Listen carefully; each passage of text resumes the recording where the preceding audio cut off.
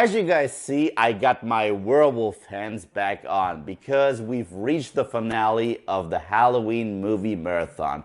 And first of all, I want to wish you guys a happy Halloween. I hope you're able to celebrate it given the circumstances. And today we're going to talk about the ultimate Halloween movie, Halloween by John Carpenter.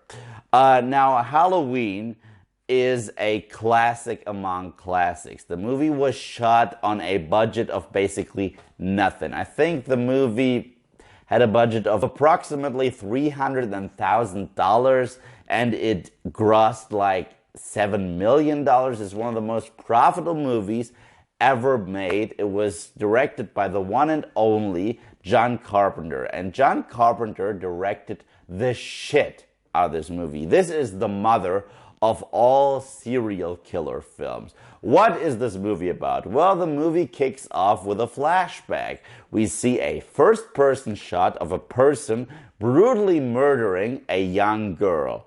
And then the camera zooms out and we realize it was only a little boy. That's right, the killer that we thought was this monster was only a little boy that went by the name of Michael Myers. He murdered his sister. So now we flash forward to present day, which isn't really present day anymore. It was like the end of the 70s. And we pick up with Michael Myers' psychiatrist, played by the one and only Donald Pleasance, Dr. Sam Loomis. He is anticipating the transfer of Michael Myers. And the great thing is the way he describes Michael Myers. He thinks that he is evil incarnate, evil personified, which is so interesting because that is a man of science. He's supposed to console the guy. He's supposed to tell us why he is the way he is. But no, he believes that Michael Myers is evil incarnate. And lo and behold, Michael Myers escapes. The bus that's supposed to transfer him into a new facility crashes. Michael escapes. He goes back to Haddonfield, and now we have one of the single most iconic horror films of all time. Michael Myers is stalking the residents of Haddonfield. And the great thing about this film is the fact that it's not your typical slasher film. It's actually not really violent. It's just scary. That's right. Violence does not equal scary. This movie understood that. You know what is scary? Being stalked, being hunted. That's what Michael Myers is all about. He is so creepy. He digs up the grave of his sister, the sister that he murdered at the intro. He stalks Laurie Strode, played by Jamie Lee Curtis in her very first performance. And what John Carpenter was able to do is amazing. The most terrifying sequences always play with stuff that we see happening in the background. Like Michael Myers stalking someone, Michael Myers getting up after having been stabbed.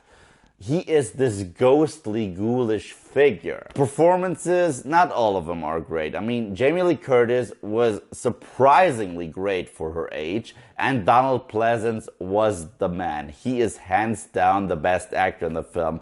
Most of the other characters are uninteresting, are just there to die, and yeah, the performances aren't that great. But what this movie has is some amazing editing, some amazing cinematography, and that feeling of uncertainty, that feeling of being stalked by the boogeyman, because Michael Myers is essentially the boogeyman. We need to talk about John Carpenter's amazing score and the opening sequence that goes with it. This is the first film, the first horror film to take place on Halloween. And ever since this movie, Halloween has been used to create new horror films, to have movies take place during this terrific holiday. And the mask itself, is also a funny accident. They didn't have money for an original design, so they just used an old William Shatner mask, spray painted it white, and boom, we have one of the most terrifying serial killers of all time. And once again, we have to talk about the ending, because the confrontation between Laurie when she's hiding in the closet and Michael Myers still to this day sends shivers down my spine. And near the end, Dr. Loomis shoots his former patient 6 times. He falls off the balcony and boom, he's just gone, because the message of the film is you can't kill evil. Evil can never be killed. You can kill a person, but you cannot kill or destroy evil. And since Michael Myers is evil, he's still out there. This movie, still to this day, holds up like none of the sequels actually do. Most of the sequels suck, but this movie is a genuine, amazing horror film. It's spooky, it's scary, it's old school, but for all the right reasons. Michael Myers is an icon of horror thanks to this film alone. And of course, Halloween gets the gold medal. So that was my review of Halloween. I really had a blast doing this Halloween movie marathon with you guys. Next year, I'm gonna do the same. There were so many movies or TV specials and TV shows that I meant to cover this year. I just didn't have the time, but I'm really happy about the films that I did cover. Next year, I will continue with more films, and yeah, the regular content will continue after the holiday season. You guys have a happy Halloween. Thank you guys, as always, for watching. And if you like what you see here, then just subscribe.